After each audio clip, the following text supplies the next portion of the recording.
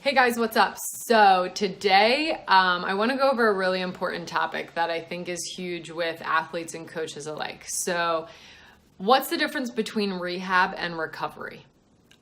These words get thrown around a lot in athletics and sports performance.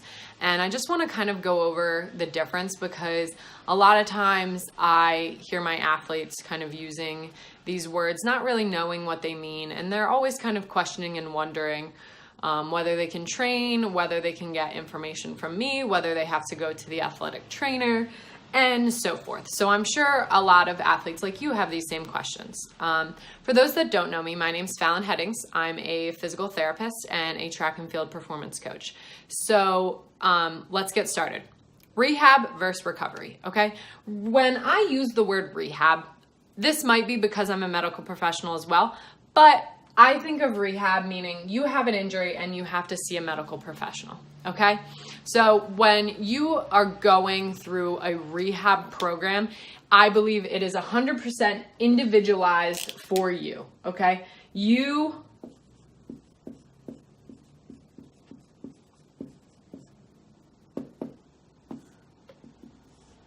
I think being in a rehab program means it should be 100% individualized for you. So if you strain your hamstring, one, we have to figure out, is it a mobility? Is it a stability issue? What's the problem? Why did we strain the hamstring? And then we have to essentially rehab and recover that hamstring to be able to be the best, okay? So every rehab program should be individualized. So if you're seeing a PT, that should be individualized for you. Whether you're missing range of motion and that's what you need to work on before you build stability, whether you have great range of motion, you just don't know how to stabilize and use it the best, that's kind of up to that medical professional. So that's rehab, okay? If you have an injury, if you're in those red flags that you've seen in another video, you need to be in your rehab program, okay? If you're not, and you're just dealing in those yellow flags where you have that familiar pain, that unchanged pain, that's where you need to be in a recovery program. So what I always talk about in my training programs, I have recovery days, okay? And I like my athletes, now with the help of me, so I'm their coach, with the help of me, I want them to individualize their recovery days. Are they really sore and feeling their hamstrings because the workout the day before tortured their hamstrings? Then maybe they need to take a day to really give some extra tender loving care to those hamstrings. Maybe they're really dealing with some terrible shin splints right now, and this past week of training just hammered those shins down, and they need a little bit of tender loving care to the shins and the ankle complex.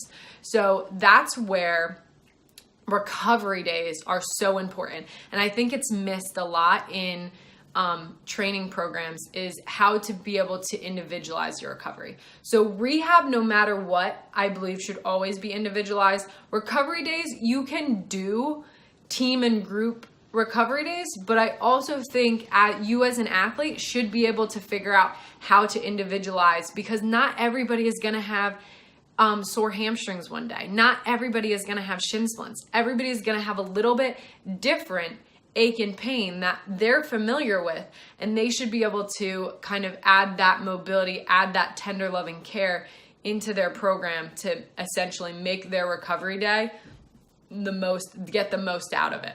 Okay, so that's really the big difference in rehab versus recovery. If you have other questions about making and individualizing your recovery day, head over to the gold medal method, because essentially that's what we go over a lot in the site. And you can also get some individualized help from me to more individualize your recovery days. So if this video was helpful, please like or share this video, subscribe to my page.